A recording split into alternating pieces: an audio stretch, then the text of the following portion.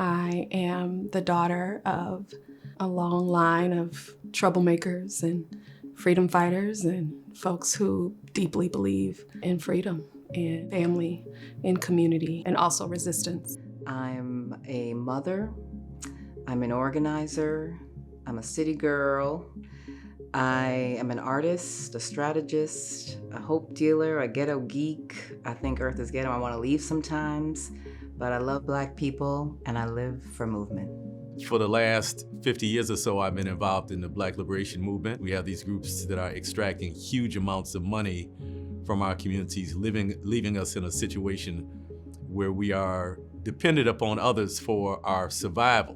One of my biggest hopes when we were sort of dreaming and building and ideating on the Alliance was a relief from grief and space for deep, deep, meaningful kinship. We had all spent a significant amount of time in both food, land, environmental, and climate justice spaces. And oftentimes those spaces were devoid of Black people, of brown people, of Indigenous people. And when there were convenings, we would sort of find each other. We would leave those spaces feeling incomplete. And that sort of became the norm, having the sort of ideations of Black people in the climate, the land rights, and the food justice space be sort of commodified. Beatriz Beckford and Dara Cooper, who were longtime friends, had been talking about the need for some national organization. And Beatriz was working for Why Hunger. And when the uprising happened in Ferguson, she invited several food activists to write articles about why food activists should be concerned about Ferguson, and that helped to further kind of gel these ideas for what became the National Black Food and Justice Alliance. What we knew is that, Black people were struggling in a lot of different ways, as we know, surprise. But there was also a lot of work being done to address those issues. In the years prior to the Alliance being formed, there actually were multiple discussions about the need for some kind of national organization. While it's important that we do local work, clearly we can't solve this massive problem by only working on a local level. I still continue to have hope that we can create a mechanism for creating greater self-reliance. In fact, creating what the Alliance calls self-determining food economies. Food economies where we are producing the food, we are distributing the food, we're selling it retail, that Black consumers are able to buy that food, and even the post-waste management is done in a thoughtful way that enhances our community. So the political orientations that informed the sort of early ideations of the Alliance were abundant. It included musings on Afro-pessimism, deeper analysis around anti-Blackness, the through line between chattel slavery, Jim Crow, and the sort of conditions that we face now. It looked at the way in which the Black Panther Party sort of organized its platform, the sort of programmatic approaches that the Black Panther Party took. We looked at historical social movements for food sovereignty across the globe, including in India. All of that went into a lot of the early thinking around the platforms, how we were thinking about the infrastructure and doing so in a way that would allow us to build power together so that we could enact meaningful change. And all of our work, I think we were able to come up with a lot of information from various sessions we had with folks, workshops, all kinds of things that we were doing to just really make sure we were synthesizing really good data, really good information. What was clear that we needed was some kind of formation that could bring together some of the best thinking around what was possible and what was necessary.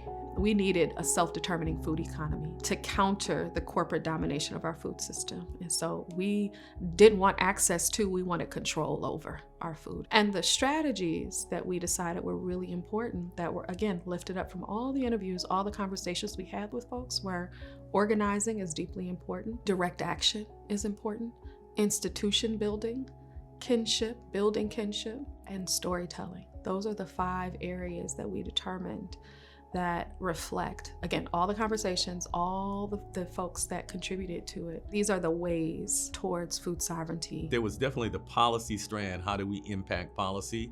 There was the direct action strand, how do we stop Black land loss? How do we stop environmental catastrophes and things like that? How do we address those things directly with our bodies? And then there was the institution building perspective. All of those things are complementary, frankly, and frankly, we need to be doing all of those things. In fact, I would say that generally the two important aspects of our movement are the movement to fight against those things that we don't want. For example, if the police kill a black person, we should be out in the streets. We should be protesting. We should be putting folks on notice that that is unacceptable behavior. But you can't only define a movement based on what you're against. We need a long-term, permanent mechanism that is able to coordinate everything that needs to be coordinated to figure out how we get food grown by black farmers, both in the South and in urban areas in the North, onto the plates of black people, and how do we control everything in between in that process. We have to have a combination of both responding to the ongoing oppression that we face, but also equally as important, if not more importantly, creating a vision and building on that vision to create the future that we actually want. The foundation of the organizing for the Alliance was rooted in intersectionality. We met for several months every Wednesday, envisioning what this national organization might be, thinking about what the goals of it might be, and all of this was collective visioning, thinking about what is involved in setting up a national organization, which is qualitatively and quantitatively different than creating a local organization, thinking about who we could reach out to, who had been involved in creating national organizations, thinking about leadership structure, membership structure. Our founding meeting was in St Helena, which was bringing together partner organizations, basically the founding member organizations of the Alliance. It's important to bring in organizations who are comprised of members and organizations who are doing the organizing work themselves. This was important, A, to organize the field, and B, to make sure that we had the best expertise in the different terrains, be they workers, worker justice and formations, be they farmers, be they co-ops, be they legal expertise and folks with deep land expertise. What I got from those ideations, what I got from the sort of like dreaming an infrastructure and being in relationship with my people and with other folks, and taking the time to travel across the country to talk to black farmers, to talk to people who are organizing around food and land rights and food justice and food sovereignty, all the things. It created community that was desperately needed. It also created a link to what were historical traditions. We had opportunities to speak with political prisoners that had started victory gardens and that had been part of movements for Black liberation in the 60s and 70s and who were incarcerated because of their righteous efforts. It really created a pathway to healing for me, which I think in all of our movement work is essential and something that we too often leave by the wayside for a priority of strategy when healing is a strategy. Why the Alliance is so important is because you have a Black space that is built up of all the dreams of our people nationally in a formation, thinking about and building towards what do we want. We want to invest in cooperatives. We want to invest in community land trusts. We want to invest in cooperative control of our food. We want to invest in Black people learning to farm in sustainable ways. When we talk about creating a self-determined food economy, this is really aspirational. We're putting the pieces in place to make that happen in hopes of creating a model that can be replicated in other Black communities throughout the country and throughout the world. We have to do this together. There are ideations, that there are curiosities that we should have. There are things that we haven't imagined that can radically shift our food system, and that we don't get to those things unless we bring all of our people along. No one is left behind, that there's a place and a space in this movement for everyone.